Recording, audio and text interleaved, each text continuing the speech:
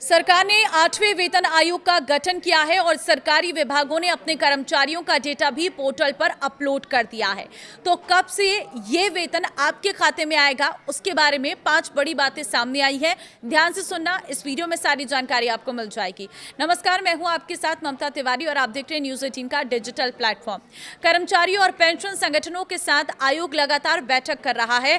बहुत से शहरों में 8वें वेतन आयोग को लेकर बैठक हो चुकी है और बहुत से शहरों में अभी भी मीटिंग होना बाकी है। इस मीटिंग के दौरान कर्मचारियों ने आयोग से अपनी मांग सामने रखी है, जिसमें सैलरी, पेंशन के अलावा छुट्टी, भत्ता, हाउस रेंट अलाउंस और फिटमेंट फैक्टर जैसी चीजें हैं। इन्हीं मांगों के आधार पर आयोग अपनी रिपोर्ट सरकार को सौंपेगी। रिपोर्ट सौंपने के बाद कैबिनेट इस पर अपनी मंजूरी देगा, तब जाकर इसे लागू करने के लिए नियम बनाए जाएंगे और फिर इसे लागू कर दिया जाएगा। अधिकतर एक्सपर्ट्स का मानना है कि 8वां वेतन आयोग को लागू होने में 1 साल से अधिक का वक्त लग सकता है, क्योंकि इसमें अभी बहुत से काम बाकी हैं। भले ही आयोग से तेजी से काम कर रहा है, लेकिन इसके फाइनल रिपोर्ट बनने और समीक्षा करने के दौरान अधिक समय लग सकता है। एरियर देगी सरकार। भले ही 8वें वेतन आयोग 2027 के अंत में लागू हो, लेकिन ये प्रभावी जनवरी 2026 से ही माना जाएगा। इसका मतलब यह है कि करीब 2 साल का एरियर सरकार एक साथ सरकारी कर्मचारी और पेंशनर्स के अकाउंट में डिपॉजिट कर सकती है। यानी कि जब आपको ये पैसा आने लग जाएगा, उस वक्त एरियर का पैसा भी आएगा। कुल मिलाकर 2 साल में आपकी जितनी सैलरी बढ़नी चाहिए थी, वो पूरी बढ़ी हुई सैलरी हर महीने के हिसाब से आपके अकाउंट में आ जाएगी। 8वें वेतन आयोग के 5 बड़ी मांगे ये हैं। पहली चीज, मिनिमम बेसिक सैलरी। NCJCM ने मांग की है कि कम से कम बेसिक सैलरी को 18,000 रुपए से बढ़ाकर 69,000 रुपए कर दिया जाए। यह मांग फैमिली की जरूरतों और महंगाई को ध्यान में रखकर तैयार किया गया है। दूसरा है फिटमेंट फैक्टर।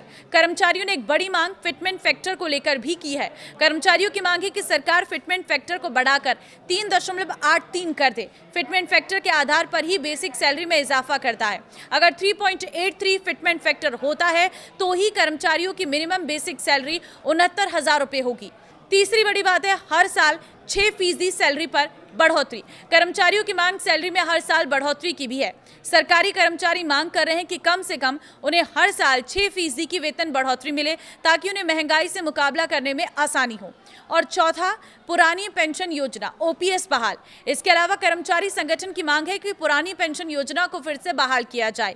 इसका उद्देश्य रिटायरमेंट के बाद कर्मचारियों को अधिक तय पेंशन सुरक्षा देना है। और 5वीं बड़ी बात है, HRA और दूसरे भत्तों में बढ़ोतरी हो। NCJCM ने न्यूनतम HRA स्लैब को 30% करने समेत भत्तों में संशोधन की मांग की है। इसके अलावा परिवार का कैलकुलेशन, प्रमोशन और पेंशन से जुड़े नियमों में भी बदलाव की मांग रखी गई है। ये सिर्फ एक कागजी काम नहीं है, बल्कि पूरे 8वें वेतन आयोग की सिफारिशों की नींव है। ये डेटा जमा करने की डेडलाइन पहले 30 जून थी, लेकिन कई विभागों के रिक्वेस्ट पर इसे बढ़ाकर 31 जुलाई कर दिया गया। अब ये विंडो पूरी तरह से बंद हो गई है। इसका मतलब है कि कोई अन्य विभाग अब नए डाटा को पोर्टल पर अपलोड नहीं कर पाएगा। जिस हिसाब से 8वें वेतन आयोग पर काम चल रहा है, उस हिसाब से एक्सपर्ट्स अनुमान लगा रहे हैं कि 2027 में इसे लागू कर दिया जाएगा। हालांकि 8वां वेतन आयोग 2026 से ही प्रभावी माना जाएगा। इसका मतलब कि नया वेतनमान लागू होने के बाद 1 साल एरियर जोड़कर आपको दिया जाएगा। तो फिलहाल आपको क्या लगता है, किस तरह से इसे डिसाइड करना चाहिए और कितनी वेतन बढ़नी चाहिए, आप मुझे कमेंट में जरूर बताएं। नमस्कार।